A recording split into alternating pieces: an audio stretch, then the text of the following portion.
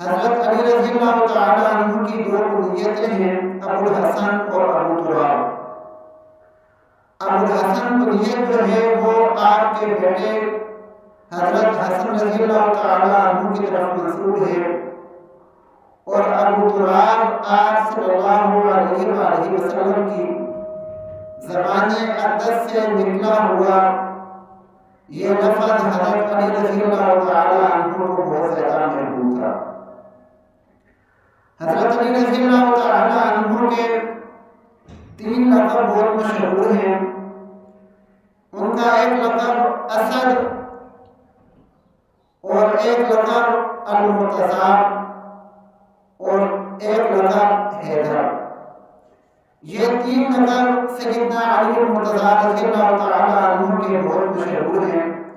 یہ 3 ان کے القاب ہیں،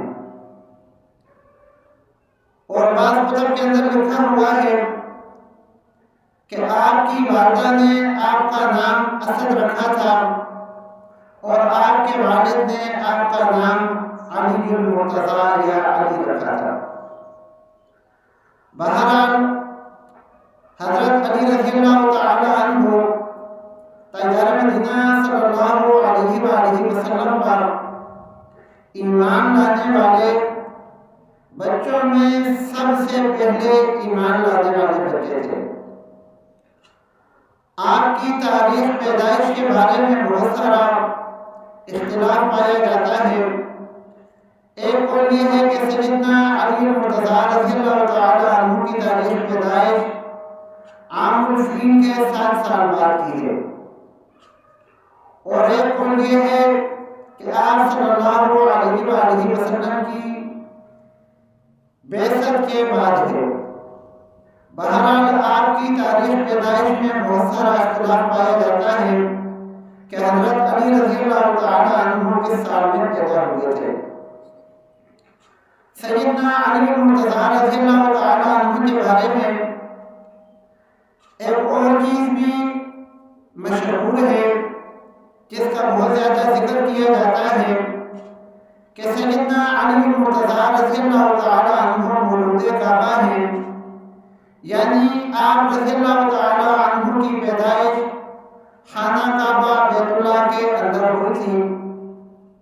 لیکن یہ جو روایت آتی ہے، فن روایت کے جو علماء ہیں، اہل علم ہیں، وہ اس روایت کو مرجوع قرار دیتے ہیں، اور سیدنا علی المرتضیٰ رضی اللہ تعالیٰ عنہ کی جائے ولادت شیب عاشم کو قرار دیتے ہیں کہ سیدنا علی المرتضیٰ رضی اللہ تعالیٰ عنہ کی جو جائے ولادت ہے، ولادت کی جو جگہ ہے جہاں پر حضرت علی رضی اللہ تعالیٰ عنہ پیدا ہوئے تھے، وہ شیب بنی ہاشم ہے۔ تو سیدنا علی المرتضیٰ رضی اللہ تعالیٰ عنہ ایسے صحابی رسول ہیں جو نجیب الطرفین ہاشمی ہیں، یعنی آپ کے والد بھی قبیلہ بنی ہاشم کے تھے اور آپ کی والدہ کا تعلق بھی قبیلہ بنی ہاشم سے تھا۔